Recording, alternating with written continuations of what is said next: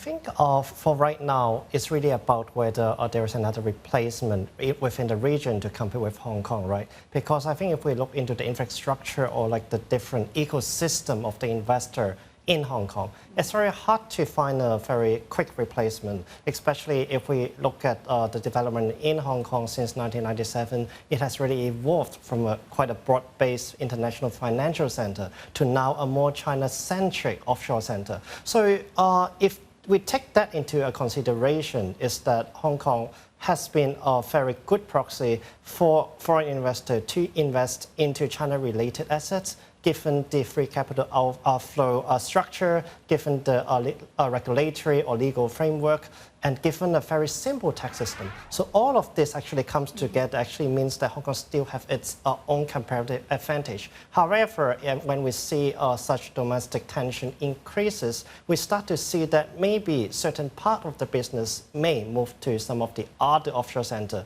For example, I think we have seen a lot in Singapore. Even the MAS has come out and say that they have received part of the inflows from Hong Kong. So I think it really depends on how the escalation situation will continue, but this is bringing huge uncertainty to the current role in Hong Kong at the moment. So you're saying the outflow of, for example, some of the finance industry talents or some of the infrastructure or at least the offices are moving out of Hong Kong to somewhere else.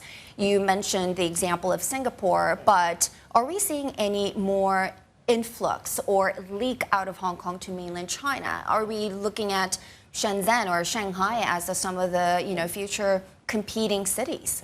I think in a way, yes, because I think when China starts to open more of its onshore market, we will start to see more financial development, no matter whether we see that the inclusion in the MSCI index or various other indexes on bond or even like equity. So I think this is going to attract more inflows from like foreign investor into the onshore market directly. However, we cannot forget that at the meantime, even though we have such mechanisms, stock connect, bond connect being in place, however, China is still under, especially the onshore market, right, is still under relatively close capital account, which is, in a way, is different animal versus if we look at the situation in Hong Kong, free capital flows.